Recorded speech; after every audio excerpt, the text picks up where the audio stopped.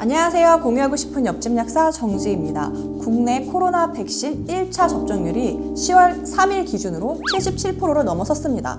많은 사람들이 무서운 속도로 접종을 완료하고 있는데요. 이전 영상에서도 말씀드렸지만 백신에 대한 정보가 천천히 제공되고 있고 사실 그 개발 역시 오랜 시간을 거친 것이 아니라 부작용 역시 큰 공포로 다가오고 있습니다.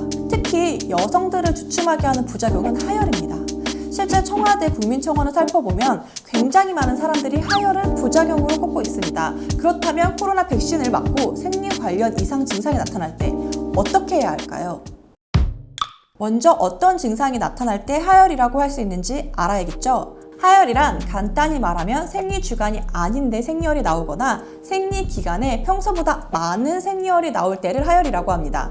그러니까 평소에 생리 주기 혹은 생리 관련한 다른 증상이 일주일 이상 지속된다면 꼭 병원을 방문하셔야 합니다. 사실 국내 질병관리청에서는 현재 생리 관련 부작용을 이상 반응 리스트에 넣지 않은 상황입니다.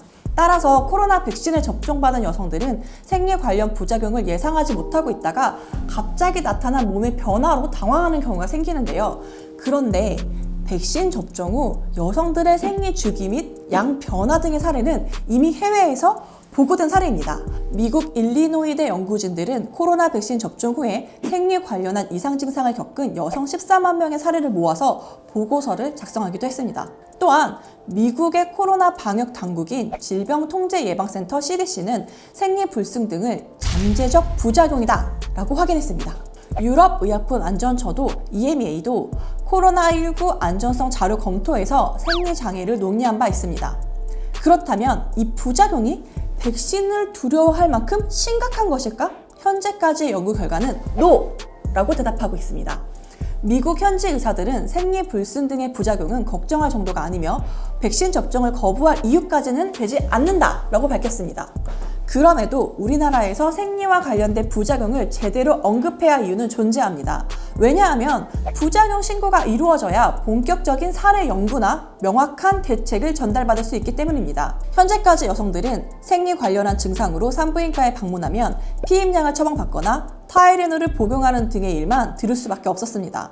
하지만 하혈 등의 몸의 변화는 여성에게는 굉장히 공포스럽습니다. 병원에서 조금만 더 명확한 대책이라도 제공받을 수 있도록 백신 접종 후에 생리와 관련된 증상을 이상 증상으로 신고해야 되는 과정이 필요해 보입니다. 화이자 백신이 FDA 승인을 받았다는 다행스러운 소식이 있었는데요. 사실 백신도 그렇고 신약이 개발되기까지는 80년이나 넘는 시간이 걸리는 것이 일반적입니다. 코로나19와 같은 위급 상황에서 코로나 바이러스에 감염돼서 위험한 것보다는 백신의 부작용이 덜하다는 의미로 사용하기를 허가한 것이 긴급 승인입니다. 그러니까 부작용이 아예 없을 것이라고 말하기는 어렵겠죠. 하지만 코로나19를 이겨내기 위해서는 집단 면역 형성이 그 대안으로 언급되고 있는 만큼 최대한 많은 사람들이 백신을 맞아야 하는 게 현실이죠. 이러한 상황에서 백신에 대한 믿음을 최대한 심어줘야 하는 것이 꼭 필요해 보입니다. 앞으로도 한알만은 여러분의 시선에서 가장 빠르고 쉽게 코로나19 관련된 소식을 전달드리겠습니다. 이 정보가 도움이 되셨다면 좋아요와 구독 부탁드리고요. 더 많은 코로나19 이슈가 궁금하시다면 언제든 댓글로 남겨주세요. 그러면 저희가 공부해서 돌아오도록 하겠습니다. 그러면 우리 또 만나요.